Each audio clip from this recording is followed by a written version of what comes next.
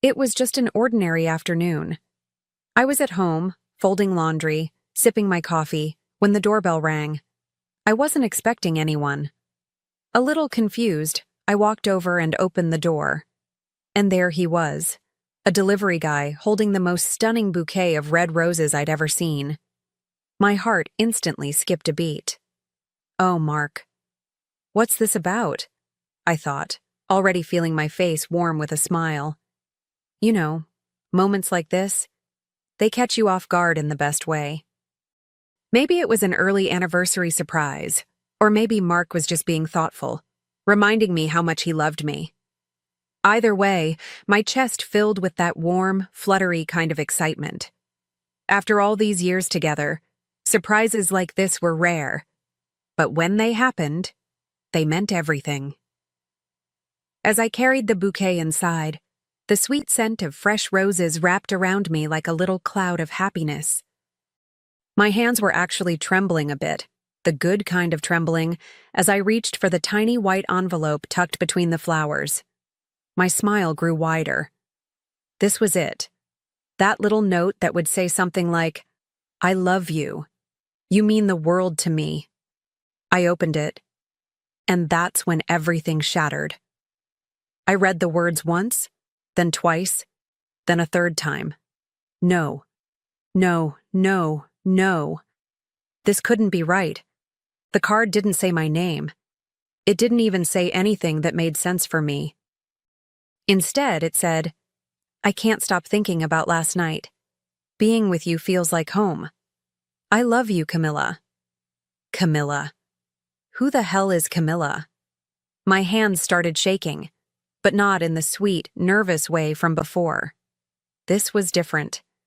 My heart dropped straight to my stomach. My mouth went dry. This wasn't a love note meant for me. This wasn't mine. My name wasn't even there. For a few seconds, I couldn't breathe. I couldn't even think straight. My brain scrambled, searching for some kind of logical explanation. A mistake. It had to be a mistake. Maybe it was delivered to the wrong house. Maybe anything but what it looked like. Clutching the card like it might somehow change if I just stared at it long enough, I rushed back to the door. I flipped over the delivery tag, practically begging for it to show a different name. But no. There it was. Clear as day. My name. My full name. My address. Perfectly correct. This wasn't the florist's mistake. Oh no. This was Mark's mistake. My husband, my partner, my supposed soulmate. And it wasn't just some careless slip-up. No. It was a full-blown confession, delivered straight to my doorstep, wrapped in roses. I stood there, gripping that card, feeling my world tilt sideways. My heart pounded in my ears, and this sickening wave of realization washed over me. Something deep inside whispered, "This changes everything." For a few seconds, I just stood there, frozen. My mind desperately tried to convince me that this wasn't real, that there had to be some explanation. Maybe the florist messed up. Maybe there was another Mark somewhere in the neighborhood, one who also happened to have a Camila in his life. Right? Please, let that be it. But deep down, I already knew. I could feel it in my bones, in my gut. The kind of knowing that makes your stomach turn and your chest tighten like you're being crushed from the inside out. I looked down at the card again. The sender's name was right there. Clear. Bold. Mark. My Mark.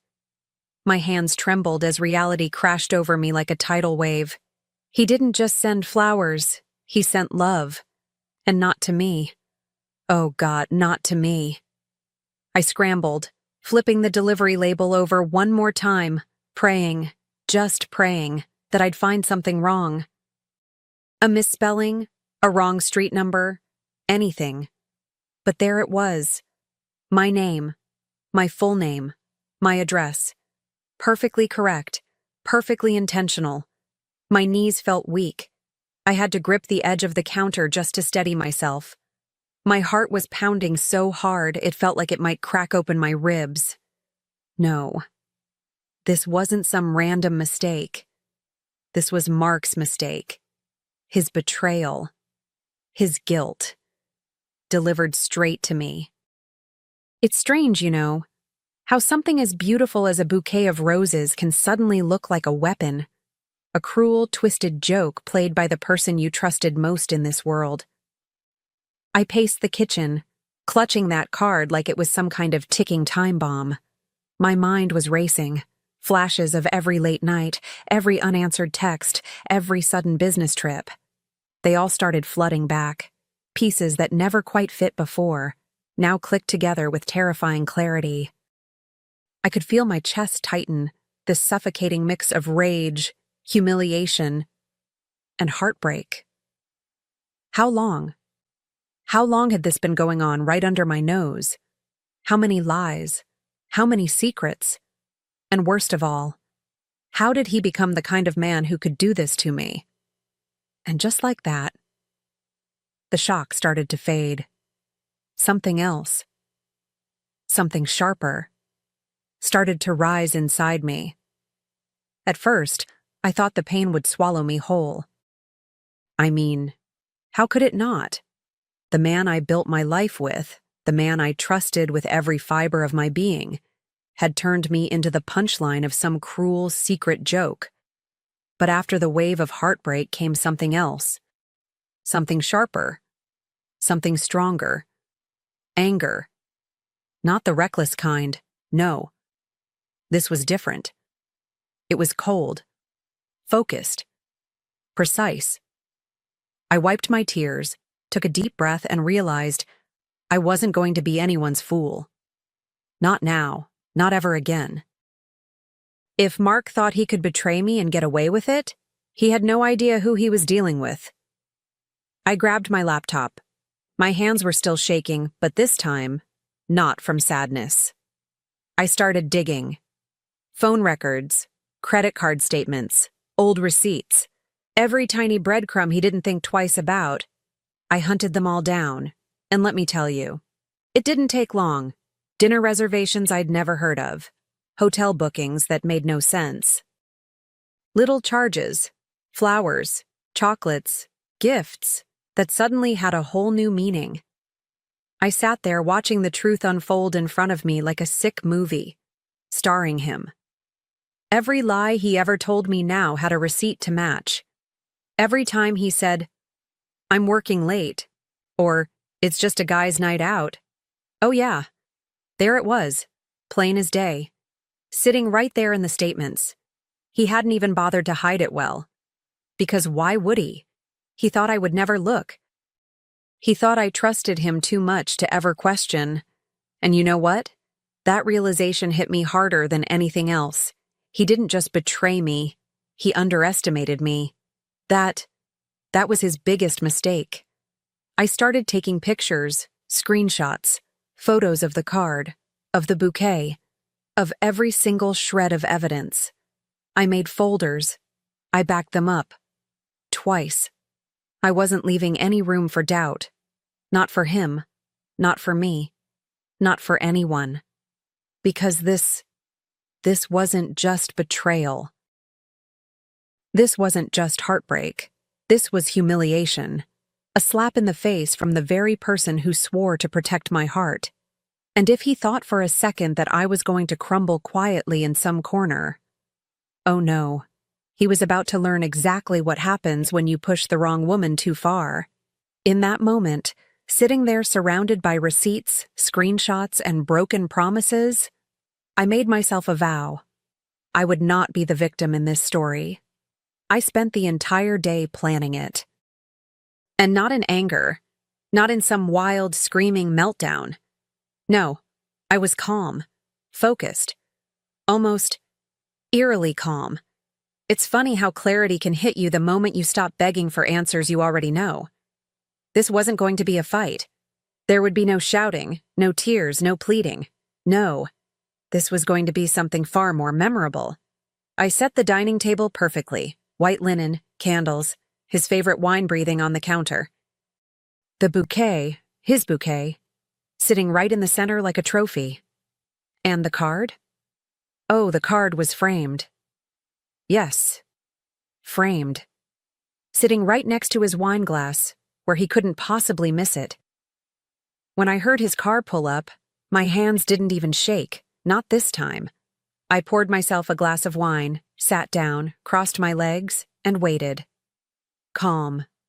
Composed. Ready. The door opened. I heard his usual, "Hey babe, I'm home." Like nothing had happened. Like the man who just walked through that door wasn't the same man who'd sent a love letter, in flower form, to another woman. He walked into the dining room, and the second his eyes landed on the table, I watched the color drain from his face. Completely. Gone. His smile fell so fast it was almost comical. His mouth opened, but no words came out. Just this little gasp, like the air had been sucked right out of his lungs. I tilted my head slightly, took a slow sip of my wine, and smiled. "I think these were meant for someone else," I said, my voice steady, almost sweet. "But thank you, because they helped me see everything I needed to." The silence that followed was delicious. He stuttered, fumbled, eyes darting from the card to me, back to the flowers, then back to me.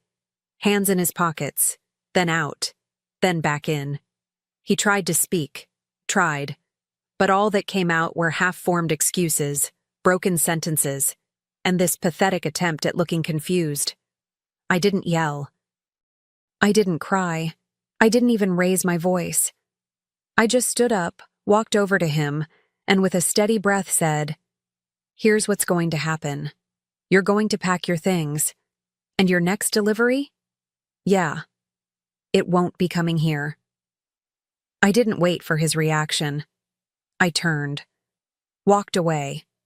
Because I was done. Done being blindsided. Done being disrespected. Done being the woman he thought would never leave.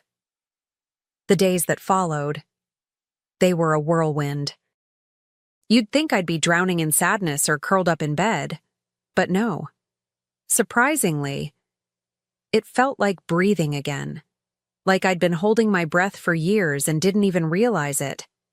The very first thing I did, filed for divorce, no second guesses, no long conversations, just done.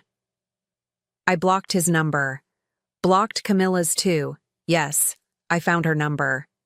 And before Mark even had the chance to start spinning his little web of lies to family and friends, I beat him to it. I told everyone. I controlled the story. My story. And you know what? Watching him scramble, trying to do damage control while I stood there, calm and composed, was empowering. There was no sadness left for him. Only this burning desire to reclaim every single part of myself that I'd buried for the sake of that marriage. I threw myself into therapy, into healing, into rediscovering the version of me that existed long before I was ever Mark's wife. I started doing things I hadn't done in years, traveling, dancing, cooking meals that were just for me, no compromises, no, "What do you feel like eating, honey?" Just what I wanted. I began filling my home with things that made me happy. New furniture, new photos, new memories. Every corner of that house, the one that once felt suffocating, slowly transformed into a sanctuary. My sanctuary. My safe space. It wasn't about moving on to someone else. It wasn't about revenge anymore. It was about something way bigger. It was about me. About remembering that I was, and always had been, enough. A few months later, I was walking past this little flower shop downtown. I paused, watched as the florist arranged this stunning bouquet of roses in the window, and for a split second, I felt that familiar sting in my chest. But it was different now, softer. I smiled. Not because I was thinking about Mark. Not because I missed him, but because I realized something. Funny, the flowers that were supposed to break me actually set me free. I walked away that day feeling lighter than I had in years, stronger, wiser, and so proud of the woman who refused to let betrayal define her, and instead chose to let it liberate her.